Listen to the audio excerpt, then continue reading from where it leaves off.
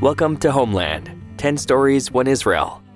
Israel has brought together millions of Jews from across the diaspora in the world's most chaotic family reunion. This podcast is about what that really looks like. Though this series is fictional, each person is based on real stories shared with us by real people. In our last episode, we met Matan Berenbaum Williams, who couldn't imagine himself anywhere but Israel. Our Israelis, and one very talkative American, passed the time by trading their life stories. Today you'll meet Nachi Gelman, who just might defy your expectations. Nachi Gelman knew he had no business talking to any of these kind strangers about empathy, not when his personal life was in such shambles, when it seemed like every evening ended with raised voices and unkind words. But you could still believe in empathy, even if you were too blinded by your own selfish feelings to practice it. So, he plastered on a smile. For a moment at least, it would be nice to remember the heady idealism of those early days when he first moved to Israel, when everything seemed, if not simple, then at least clear. So, you came here for a girl? I know. Hard to believe, right? He gestures to his shoulder-length sideburns, which are streaked with more gray than seems reasonable. When did he get this old? So what happened? I married her. Aw, we love a happy ending. Was it love at first sight? For me it was. For her, she barely noticed me at first. What made you fall in love so quickly? Nachi pauses, thinking. Aside from the fact that she was beautiful, she had this fire, this passion. When she spoke, everyone listened. She had this way of making you feel passionate about things too, bringing out a spark in everyone. That's pretty amazing. We were only 17 when we met, but she already had conviction. She was just completely certain of her purpose. So were you guys like a power couple? Absolutely not. I was just trying to keep up with her when we met. When was that? 1995. I was in year 12, and I had no idea what I was doing with my life. It's not that Nachi didn't like school. It's just that he liked not going to school better. It took 10 minutes to drive from campus to his favorite beach. And though he wasn't a surfer or even a particularly good swimmer, walking on the beach beat sitting in a classroom. At least it did, until Rabbi Schachter cornered Nachi in synagogue one Shabbat to ask why he hadn't been to class in 3 days. In front of Mom and Dad. "Do you have any idea how much Jewish school costs, Nachi?" Mom raged. Nachi knew better than to answer that one. Dad wasn't thrilled, but he was a little more gentle. With concern, he asked, "Did something happen at school that made you not want to go? Has anyone been making you upset? Are you being bullied or something?" "No, Dad," Nachi said, rolling his eyes. "I'm not a child, no one's bullying me. I just don't feel like going." "Do you think I want to be at work every day?" Mom seethed. "Better yet, do you think I want to be talking to your teachers about your abysmal performance in school? Do you think I want to be having this conversation with you?" Dad just looked disappointed. "You're 18 years old, Nachi. You're an adult. It's time to start acting like one." Apparently, acting like an adult meant getting dropped off at school, his mother watching like a hawk to make sure he was stepping through the doors. It was enough to make a person insane. In fact, he might have gone insane, if not for B'nai Akiva. What's B'nai Akiva? It's a religious Zionist youth movement. Though, I was more interested in the social part than the religious or Zionist one. So, like an after-school program? Sort of. It mostly meets on weekends, like a Shabbat away with your friends and counselors. That's where I met Hadassah. She came to Melbourne from Auckland, New Zealand to visit her cousins. Wait, this is a dumb question, but there are Jews in New Zealand? Just a few. The whole family is in Israel now, though. Got it. Why did your parents let you go away for the weekend even though you were skipping school? My parents would never. They thought B'nai Akiva would be good for me. You know, it was a religious environment. They hoped our madrachim, our counselors, would knock some sense into me. Did they? Hadassah did, so close enough. Nachi was not a fan of intense political discussions. For one, they were boring, full of fiddly little details that were impossible to remember. Plus, they usually seemed to end with at least one person sulking and upset. So he had no intention of going to the student-led discussion of the Oslo Accords during a B'nai Akiva Shabbaton, until he saw Hadassah Even-Chen sitting cross-legged on the grass, debating furiously with Josh Lipman, the most annoying kid in Nachi's year. She was just so pretty. Long red hair, a flowy, colorful dress, like a spot of Technicolor against everyone else's black and white.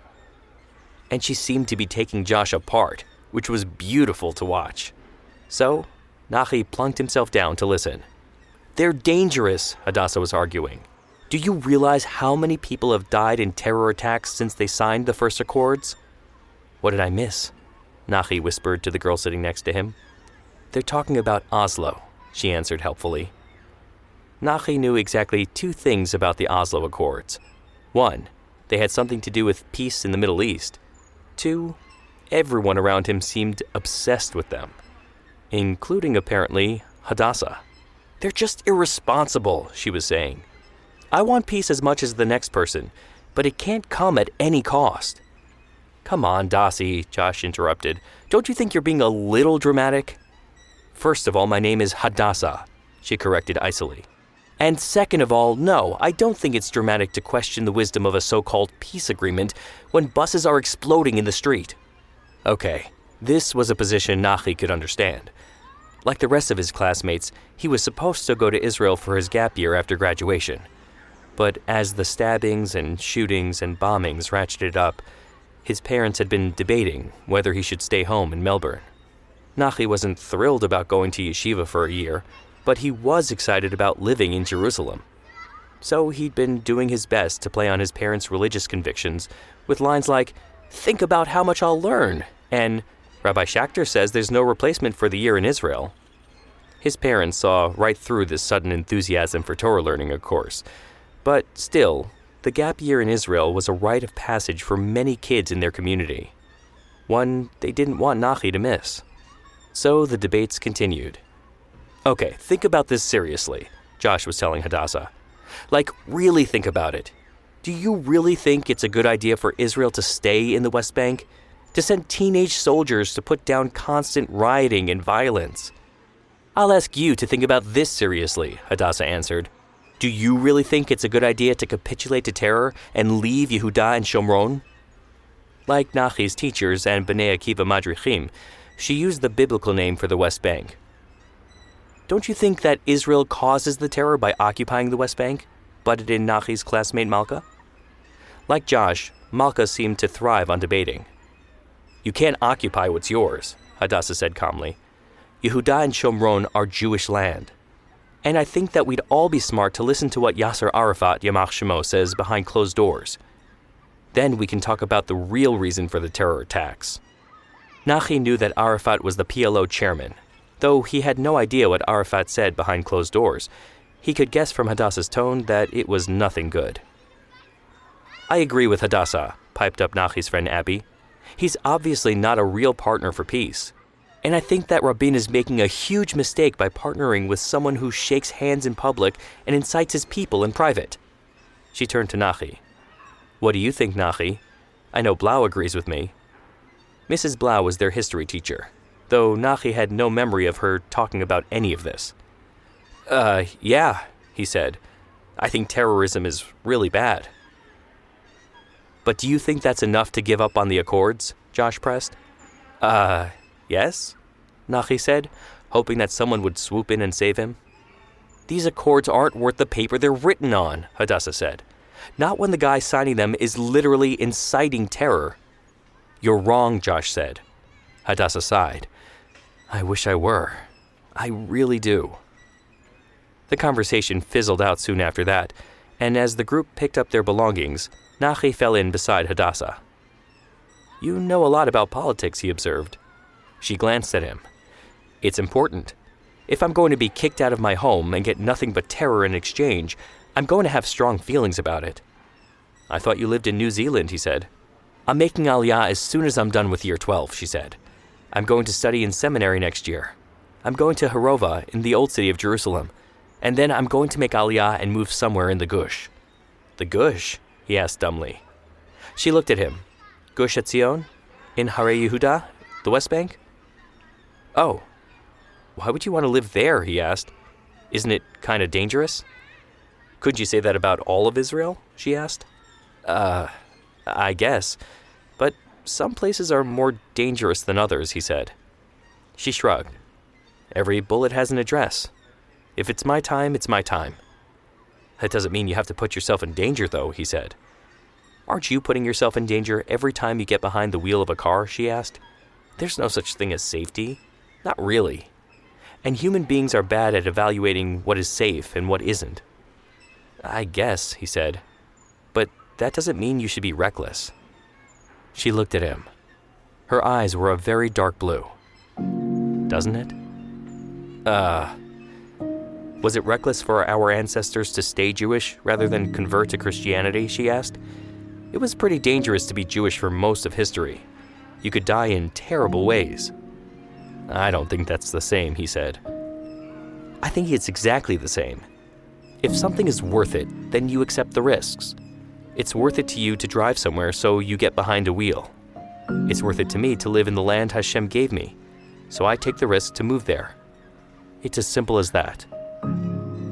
I never thought about it that way, he said. You should, she said. That's your homeland they're trying to give away. So I feel weird saying this, but she sounds like a fanatic. Not a fanatic, deeply, deeply passionate about the land of Israel. How did she react when Rabin was assassinated? She was heartbroken. You can't blame me for asking. There were many, many people who were not heartbroken about his death. Wait, guys, back up. Can you explain what you're talking about? How much do you know about the Oslo Accords? Not a ton. Big deal peace agreement from the 90s that fell through. That's basically all I know. That's a very accurate summary. What you need to understand, though, is that the Accords were very divisive. Lots of people in Israel supported them, but a lot were very against them. Right. There were two sets of agreements. The first was signed in 1993. You've probably seen the footage of the famous handshake between Rabin and Arafat in the White House. Yeah. I didn't realize there was another agreement, though. Yes, another agreement was signed in 1995, just a few months before Rabin was assassinated. A lot of people in Israel were opposed to the 1993 signing. There were people who thought that Rabin was giving in to terror. Then there were the people who thought that the agreement wasn't going far enough and wouldn't even lead to a state. What about, the other side? The Palestinians? Same idea there. Some people were pro, but a lot thought that the deal wasn't going far enough at all. It didn't actually mention a lot of important things, like the borders of any future state, for example. And then, of course, there were those who felt that any negotiations with us, with the Israelis, was treason. It sounds like a mess. It was a mess. Especially because Hamas and Islamic Jihad and all those groups were inciting more chaos with terror attacks, which just made the anti-Oslo crowd in Israel even more convinced that the Accords were never going to work. Plus, I don't think any Israelis really trusted Yasser Arafat. In 1994, a journalist caught him giving a speech in South Africa, telling people that Oslo was garbage and encouraging them to fight for Jerusalem. Whoa, I didn't know about that. It was a very big deal at the time. So, a lot of people, Hadassah included, were absolutely baffled as to why Rabin would continue to press for peace when he had no real partner. Okay, I get that. Unfortunately, one of those people took matters into his own hands. He assassinated Rabin minutes after a peace rally in 1995. A Jewish guy, by the way, not an Arab, so... Like I said, the Accords were very divisive. It was a very ugly time. He's right. I'm sorry to say that a lot of people were happy about Rabin's death. That's dark. They thought he was selling out the nation. How did Hadassah feel about the assassination? She was so sad. You have to understand, we may have been against the Accords for security reasons and religious reasons, but that doesn't mean we wanted to see the Prime Minister killed. Elun, who has been quiet this whole time, speaks up. I was against these agreements, but sometimes the anger against Rabin on the right shocked me. I also thought Rabin was making a huge mistake, but I did not call him a Nazi like some people I knew. There was a saying, "With blood and fire we will expel Rabin." I did not vote for him, but I would not chance such a thing, and I did not expect that someone would take such a chance seriously. Now I think I was naive. We were all naive. I remember feeling completely lost, just in shock. Me too. Even though we were watching it from far away, it must have been much harder to actually be here. So, I get the whole security argument against the Accords. Like, I get why someone would feel like, hey, I'm ready for peace, but you aren't. But I don't really get the whole religious objection. There are many people who think that to give up the land of Israel is a sin. I am one of them. But why? Because this is the land God gave us. We are obligated to settle it. Yeah, but that's not a good argument for people who aren't religious or aren't Jewish, or who feel the same way, but from the other side. You know what I mean? I understand, but this is how people felt. This is how I feel. This is one of the reasons it's very frustrating to live in Israel. We are a very divided society. Religious, not religious. There is a lot of disagreement about how much religion should be allowed into government decisions. It is not easy. Yeah, I guess there's no separation of church and state in Israel. This is all so complicated. It is. So, I guess the agreements had some clause about Israel pulling out of territory? Yes, we pulled out of Jericho in the West Bank and part of Gaza. These are places that are important to us. They're in the Bible. There was a big fear that Jerusalem would be next. Even though Jerusalem was never even discussed in the agreements. Yeah, I mean, I don't really care who owns Jerusalem, so to me, that doesn't feel like a big deal. You should care. If you want the ability to go to the Western Wall and pray, you should be very interested in who controls Jerusalem. If you think the Arabs will give us freedom of religion, you are very naive. I mean, I'm not sure I have freedom of religion now. I see how ultra-Orthodox people treat women who want to pray at the wall. You think this is the same as not being allowed to pray at all? You know what happened when the Jordanians controlled the holy sites until the Six-Day War? You see what happens to places like Joseph's tomb? They are desecrated. Nachi interrupts the heated exchange. We're not going to solve all these problems now. These are much bigger conversations that we've been having for a long time. Emily refocuses on Nachi and nods. You're right, I didn't mean to argue. I just want to understand different perspectives better. I'm sorry, Elaine. There's nothing to apologize for. Once you're here a little longer, your feelings might change. About all of this. Yeah, maybe. Anyway, so what happened after you and Hadassah met? Did you keep in touch? Write each other letters? Oh no, it was even more embarrassing than that. I did end up going to Israel for my gap year in the end. My parents had been worried about it because of the security situation, but they were just so relieved that I seemed even a little interested in Jewish education. Even though, of course, I was more interested in Hadassah than yeshiva. So I sort of went to my yeshiva classes, but I also spent a lot of time hanging around as close to her seminary as possible, hoping I'd see her. And eventually, I did. That is next level. I don't know whether you're adorable or a stalker. Maybe a little of both. So, when did she start liking you back? Well, at first I was just following her lead, reading things she told me to read, going to shiurim, Torah classes that she recommended. But eventually, all of that rubbed off on me. And I really, truly started to be inspired by the things that inspired her. I think that's when she realized we could be partners, that I was serious enough to build a relationship with. That's extremely mature for a couple of teenagers. She was mature. It took me a little while, but I got there in the end. So, you started agreeing with her about, like, living in the West Bank and stuff? Exactly. We were both equally committed to living in Israel, settling the land, following the footsteps of our forefathers, establishing coexistence. Okay, please don't take this as an attack, but when you talk about coexistence, I mean, every time I hear about settlements in the West Bank, they seem like they're not exactly gonna lead to more coexistence. Like, don't settlements just take away land that could be part of a future Palestinian state? That depends on who you ask and where you're talking about. At this point, there are certain settlements, and I'm putting that in air quotes, that are just part of the mainstream. They're not settlements like you're thinking of, tents on hilltops. They're fully functioning cities and suburbs that just happen to be in the West Bank. If there is a two-state solution one day, which God willing I hope there will be, there are settlements that are just too big to be uprooted. They just won't be part of a Palestinian state anymore. That seems really convenient for Israel and a lot less convenient for the Palestinians. I hear you. But listen, I think that people can live in peace just fine. It's not a settlement that's an obstacle to peace. It's our governments. I'm a settler. I live in a community called Tekoa, which is in the West Bank. I feel at peace with my Arab neighbors, and I would be so happy to welcome them to my community. Does everyone in your community agree with that? Communities aren't a monolith, Emily. That's like asking me if every American agrees with each other. Of course not. But I do think Tekoa is a really special place. What makes it special? It was established to be all about coexistence.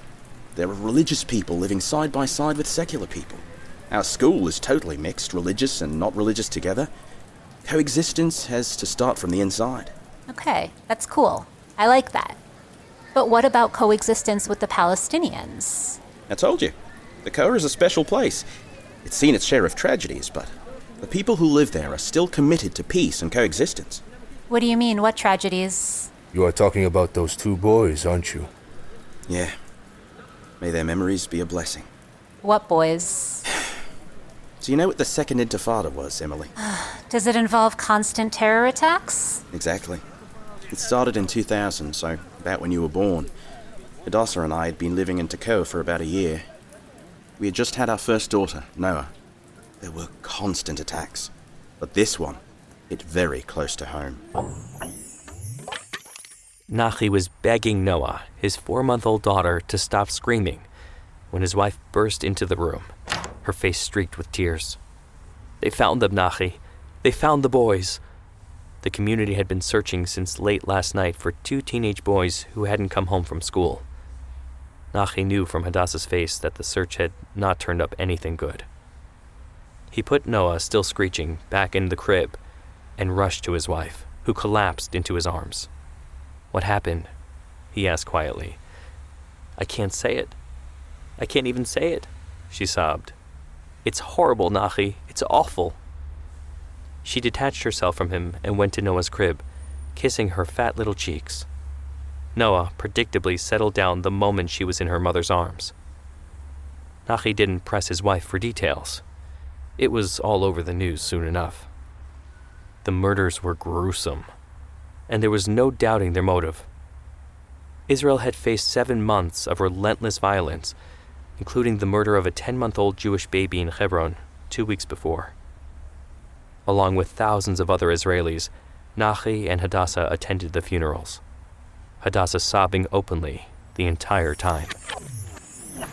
Oh my God, that's horrifying. They were just kids, 13, 14. Why did you keep living there? Weren't you terrified? No, this was our home. I don't get it. As Hadassah reminded me in our first conversation, you can make the same argument about anywhere in Israel. And not just Israel. God is everywhere. And if he's decided that it's your time to go, there's not a lot you can do about it. Whether you're in Tekoa or Auckland or New York. You think that God had something to do with this? They were kids. I'm not saying I understand it. None of us can understand it. I'm just saying that everything happens according to his plan. It's okay if you don't believe that, but I do. And it brings me comfort. It's freeing to realize that I'm not the one in control, even if it's hard to admit it. But you were able to raise your kids there? Like, even after what happened? Of course. I was privileged to raise them there. You know what it does to a person to live in the land of his forefathers? You know that the letters of Bar Kokhba were found close to where I live? Remind me who that is? Jewish warrior. He led a rebellion against the Romans in the 1st century CE. The rebellion failed, but my point is that Jewish history is everywhere. The land itself is full of our stories. It does something to you to walk in the footsteps of your heroes. I don't know if Bar Kokhba should be anyone's hero. Yes, fine, but let's focus on the big picture. There's a sense of pride, of belonging. I can't explain it. I just know I belong to this land. And this land belongs to me. Our stories are linked. I've never felt anything like that. Stay here a little longer. You might start feeling it. Can I tactlessly change the subject? Of course. What about the other people whose stories belong to the land. You mean Palestinians? Yeah. My history doesn't take away from theirs, and theirs doesn't take away from mine. There's room in God's house for all of his children. Do you have Palestinian friends? I have friendly relationships, co-workers, a gardener, things like that, but I'm not opposed to being friends. I think it's possible. I think we have more similarities than differences. Like what?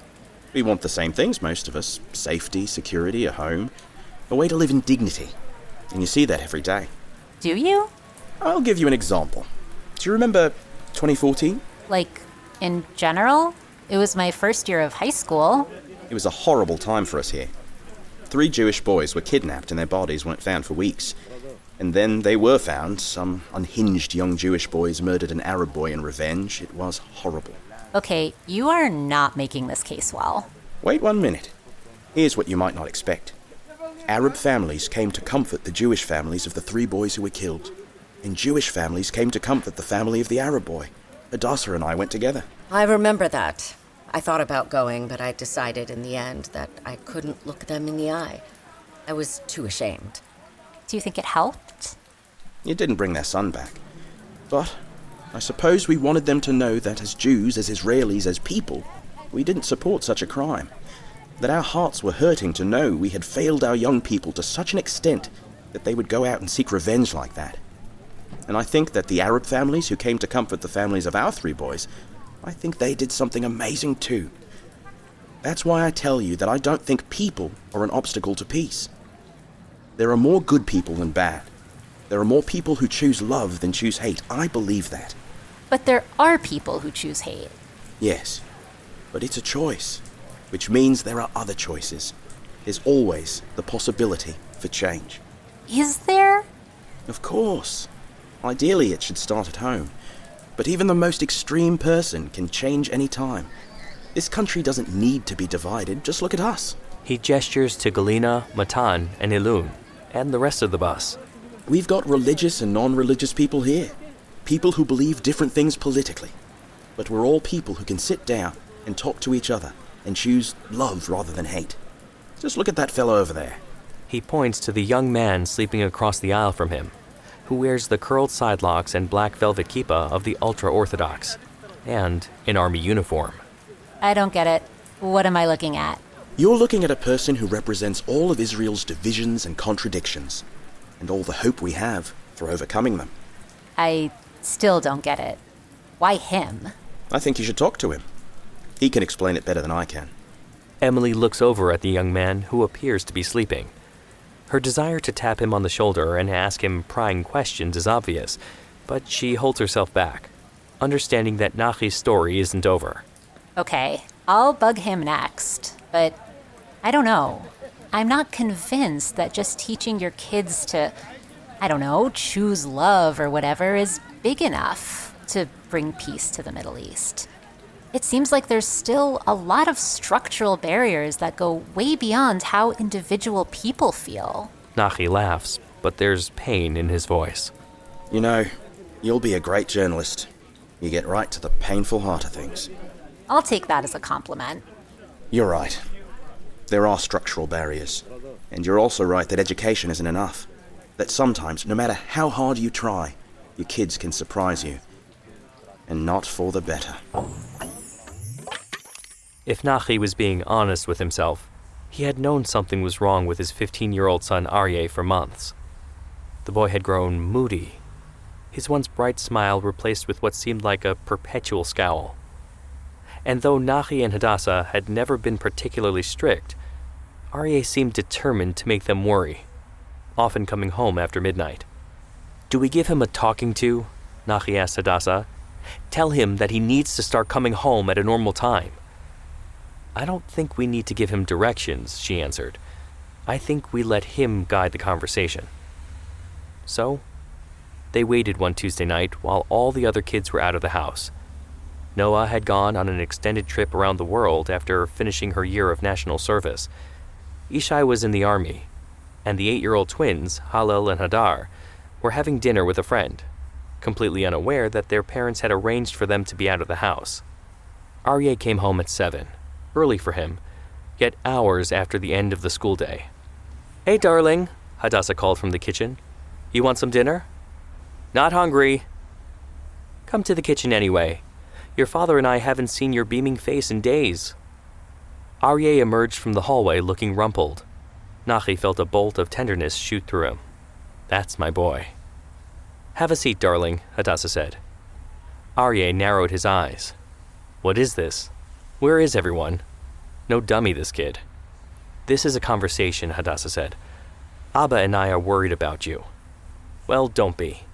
Aryeh, sit down. Nachi saw a flash of the steely, terrifying girl he had met so many years ago. Aryeh sat. You haven't been home much recently, Hadassah said. Where have you been? With friends, Aryeh said coolly. What friends? Hadassah's voice was still pleasant, but everyone in the room could hear the bite just underneath. You don't know them. So tell me about them. Aryeh sighed, an explosive sound that told his mother just what a drag she was. Their names are Yair and Shlomo, okay? Are you happy? And what do you do when you get together with them? For the first time that evening, Aryeh did not meet his mother's eyes. Just stuff, he mumbled. Nothing. Aryeh, look at me. Aryeh looked at his mother. What do you and Yair and Shlomo do together, Aryeh? What do you want, Ima? Aryeh cried. What, you want me to tell you that we're doing drugs? That we're having orgies? Don't talk that way to your mother, Nachi started, but Hadassah silenced him with a raised hand. I want you to tell me the truth, she said. Aryeh stared at her in stony silence. And just as Nachi was about to interrupt, to say something cliché about the dangers of drugs, Hadassah spoke.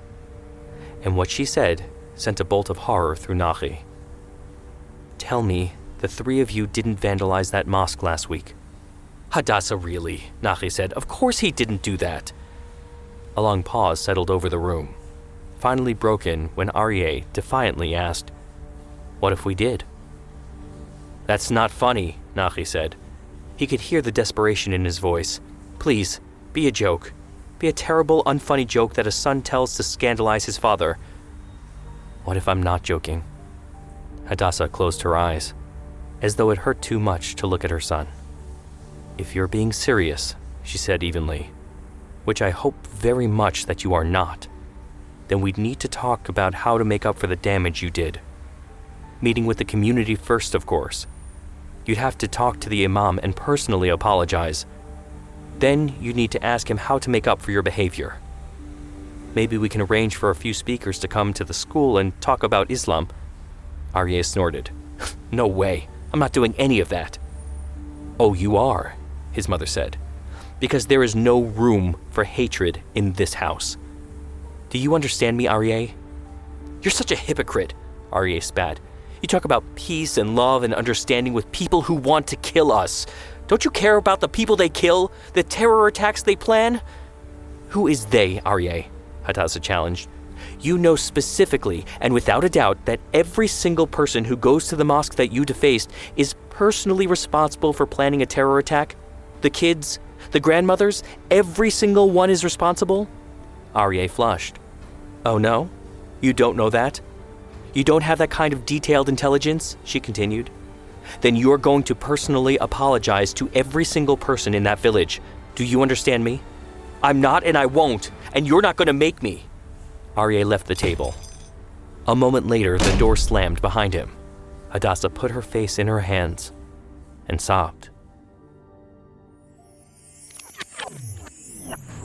Oh my God, that's horrible. Nachi nods, but finds himself unable to speak through the lump in his throat. I am so sorry. I just keep thinking, where did we go wrong? What did we do? Because we didn't model this at home. I know we didn't. None of his siblings are like this. It's everywhere. It's in the air, it's in the politics, on the TV. But so are good things. So are good messages. Why did he choose this of all things? Passion, I understand. Conviction, but violence. Defacing someone else's house of worship, that's not what we taught him. We taught him the opposite of that. I'm really sorry. I didn't mean to bring up all of this. It's not your fault. Trust me, it's never far from my mind. I have found that At a certain point, you have to let go. You cannot force, no matter how much they are hurting you. But what if they're hurting other people?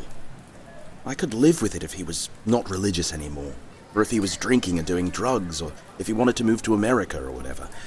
But violence, that's not something I can just let go.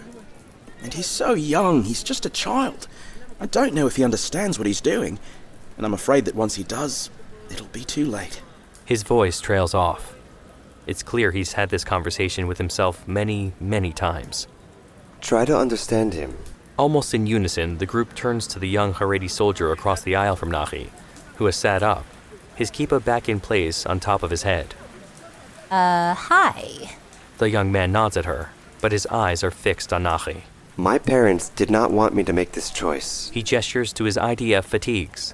They wanted me to keep studying in the yeshiva, to be an avrech, a scholar, not to embarrass them with this. I'm sorry, mate. I really am. It's awful, but it's not the same thing. You're doing a good thing for your country, for your people. You think everyone would agree with you? Your Arab neighbors in Yehuda and Shomron? You think they agree that I am doing a good thing, putting on an army uniform? It's not the same as defacing a mosque. No, it isn't. But I'm telling you that you should try to understand him. Try to understand what he's scared of, what he thinks he's doing, how he thinks he's helping. Because if you push him away and give up on him, he might not come back to you. Believe me, I know. Your parents really didn't want you to join the army, huh? It's not common in my community. What's your name, mate? Shaya. Shaya Silber. Nachi extends his hand across the aisle, and Shaya takes it. It's an honor to meet you, Shia. Thank you. For the record, I think you're a hero. Me too. Me too. I haven't made up my mind about you yet. She looks around and notices everyone glaring at her. Oh my god, guys, I'm kidding. It's a joke. Good one. I thought it was funny. I haven't made up my mind about you either. But you should all know I am not a hero at all. Get this out of your mind immediately. Well, we'll see. I've got about 1,000 questions for you. But first, Nachi, I want to say thank you. For what? Sharing your story, being open, being vulnerable. I think in some ways, yours is the most unexpected story I've heard so far. What do you mean? Not to totally put my foot in my mouth, but, you know, the word settler has certain connotations. We're bigger than our labels, you know that. Yeah, I know that rationally. It's easy for me to think of myself as a complicated, nuanced person, right? But it's a lot harder to think about other people that way. You have to be constantly reminded, you know? Of course. Like, I came here to learn about people, and I still find myself making assumptions. And I'm sure people are making assumptions about me all the time. I thought you were just an annoying American when we first met. And now? Oh, I still think that. No, I'm teasing. You're a good person, Emily. This is a good thing you're doing. Talking to different people, getting us to talk to each other. Thanks. I would probably never talk to someone like Nachi in my real life, or someone like Shia. And that is a shame. Well, I have no shame about talking to anyone and everyone. I came here to really understand Israel. Is it working? Of course. I mean, your story just proved that. I think everyone's story proves that in some way. It's a diverse country. He gestures to Shaya. Mate, I don't mean to put you on the spot, but I think you probably have the most interesting story of all of us. I don't know about that. Oh, I'm sure of it. Emily smiles. Is it cool if I ask you a few questions? You can ask. I don't know if I have the answers you're looking for. I'm not looking for anything specific. I just want to hear your story. Okay, ask me anything.